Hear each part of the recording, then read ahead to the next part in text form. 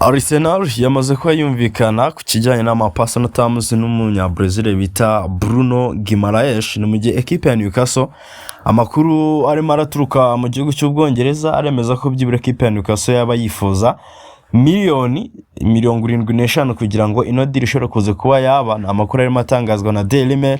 Gusa Fabrizio Romano Karewe yari yatubwiye yuko byibura ekipe ya Newcastle irimo irifuza ibisaga miliyoni 90. So kanshimire cyane mwese mwamaze gukanda subscribe hano kuri Game Sport Hub n'abatarayikanda, ariko mbabwire ngo iki nicyo gihe cyiza cyo kugira ngo kandi subscribe ubundi tujye tubana mu biganiro byacu bya buri munsi. Wike ukanda like kuri no video, ujya muri comment section uduhe igitekerezo cyawe, ubundi dukomeze tubane mu makuru yose y'imikino agezweho cyane cyane ku mugabane w'i Burayi.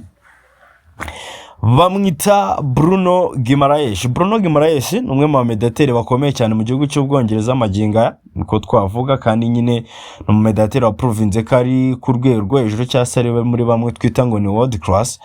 Uyu musore rero amaze igihe kitari gito kuri wishirite cyangwa se ku rutonde rw'abakinnyi ekipe ya Arsenal yifuza ko yongeramo muri no sama mu rwego rwo kugira ngo irusheho gukomeza ekipe yayo cyane cyane mu gice cyo hagati mu kibuga kugira ngo irebe ko yakongera kwisubiza shampiyona yari itwaye nyuma y'imyaka 22 idatwara igikombe cya shampiyona y'igihugu y'Ubwongereza Premier League.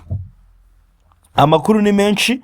Amakuru yemeza yuko ekipe ya Arsenal yifuza no musore amaze igihe kinini, ariko nanone ku ruhande rwa Newcastle yo ntago yifuza kurekura uno musore cyane ko ari kapiteni wabo kandi kamaze gutakaza abandi bakinnyi babiri twakwita ko bari abakinnyi b'ingenzi muri projet zayo. Aho harimo witwa Anthony Gordon wagiye muri ekipe ya FC Barcelona kuri miliyoni 85 ndetse na Sandro Tonali wamaze kwerekeza muri ekipe ya Tottenham kuri deal ya miliyoni 100. So nago bifuza kurekura no kapiteni wabo rero ngo keretse gusigiye bari buze ko babonye amafaranga ahagije.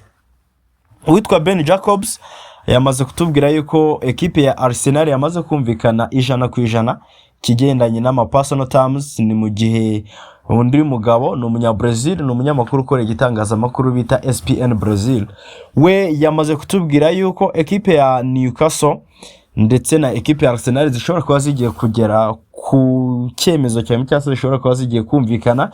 Ni nyuma yuko ekipe ya Arsenal imaze kumvikana na Bruno Guimaraes ngo ari kizere cyuko rero na ekipe ya Newcastle iri buze kwemera amafaranga.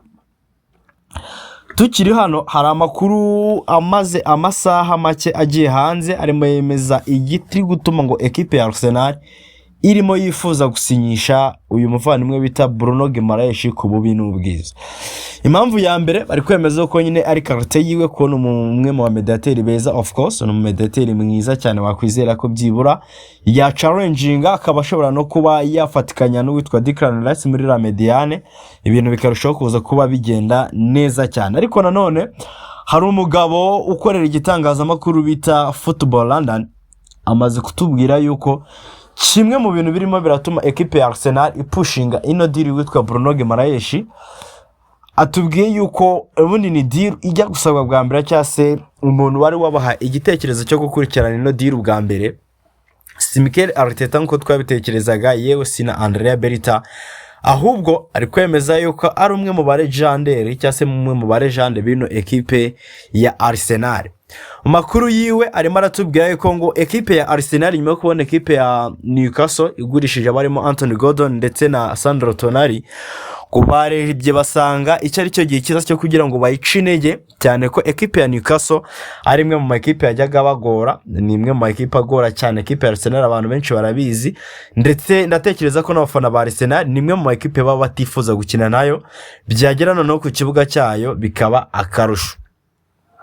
Uyu mugabo rero yakomeje atubwira yuko ngo ekipe ya Arsenal n'ubu ngubu batajya bibagirwa imwe mu mikino bagiye batsindwa n'ekipe ya Newcastle. Muribuka nka match za Carabao zishize, ubwo ni sezo yabanjirije ishize kimwe cya kabiri cyo gihe babatsinda 2-0 muri match zombi ya retour yaba Emirates ndetse na St James Park, ikaza kurangira babasezereye muri Carabao Cup ari nayo bagiye gutwara batsinze ekipe ya Liverpool icyo gihe. Bakavuga rero yuko babona ko umwe mu bagabo bari basigayemo batesha ikibazo cyase umwe mu bagabo baza kuba bakomeza akazi n'ubundi muri no ekipe ari uwitwa Bruno Guimaraes. So ibyo rero akaba ari byo biri gutuma ekipe ya Arsenal yumva ikwiye gukomeza gupushinga ndetse n'imigumya gukora ibishoboka byose kugira ngo yibikeho uno musore. Bakakubwira ko muri match 9 uwitwa Bruno Guimaraes amaze gukina na Arsenal, no kuvuga ngo match 9 ekipe ya Newcastle yakinnye na Arsenal Bruno Guimaraes azirimo, babashije kuba batsinda ekipe ya Arsenal inshuro enye, banganya inshuro imwe, batsindwa na Arsenal inshuro enye. Tugarutse ku makuru arimo aragenda avugwa, ikinyamakuru bita Team Talk kiratubwira yuko ekipe ya Arsenal byibura hari icyizere cy'uko iri buze kubisoza ino deal ku giciro cya miliyoni 75 z'amayero, ni mu gihe miliyoni 55 bari batanze ngo official bid zaje kuba zangwa na ekipe ya Newcastle.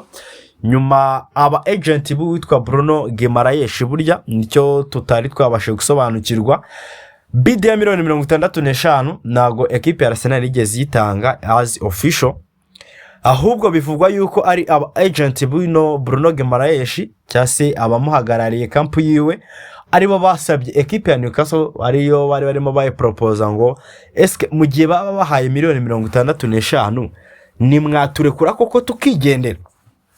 Amakuru n'ubu ngubu rero aracyemeza yuko ekipe ya Newcastle nubwo bwose yamaze kuba imenyeshwa icyifuzo cy'u Bruno Guimaraes, murabizi ko yamaze kuba batangariza yuko ku giti cyiwe yifuza kujya gukina muri ekipe ya Arsenal, ndetse ko biramutse bigenze neza cyangwa se baramutse bamufashije bamurekura akaza kuba yerekeza Emirates. Gusa ekipe ya Newcastle n'undi ikomeje insisting ivuga yuko Bruno Guimaraes atagurishwa.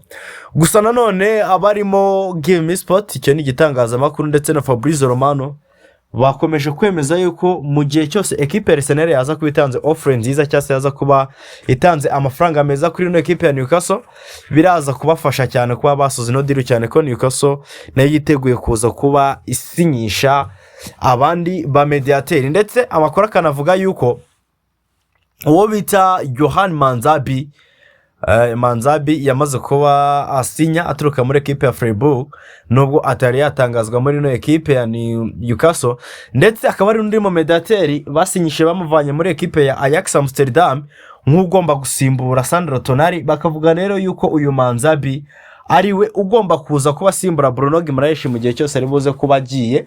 Amakuru akavuga yuko rero no musore wakinaga ekipe ya Freiburg ari buze gutangazwa bitarenze iki cyumweru turimo, kuvuga nyine hagati y'ejo kuwa gatanu cyangwa kuwa gatandatu. Bakemeza rero yuko no musore mu gihe cyose ari buze kuba amaze gutangazwa umukinnyi mushyashya wa Newcastle, biraza kuhita byoroshya deal y'uwitwa Bruno Guimaraes kuba yasohoka akerekeza muri ekipe ya Arsenal. Ikindi wamenya nuko biri guteganywa yuko ekipe ya Arsenal iribuze gutanga indi bid yayo nshyashya, iribuze gutangwa iri officiel.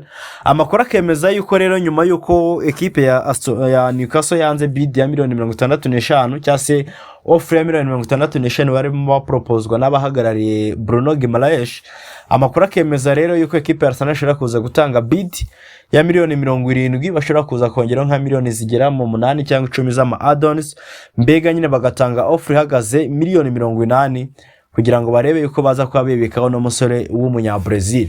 Nugutegereza tukareba rero icyo nicyo wabumenye kuri ino deal y'uno mugabo, nuko we yamaze kumvikana na Arsenal 100% ku kijyanye na personal terms, ndetse icyifuzo cyiwe yamaze no kuba kimenyesha ekipe ya Newcastle kiracyari cya kindi, nuko yifuza gusohoka.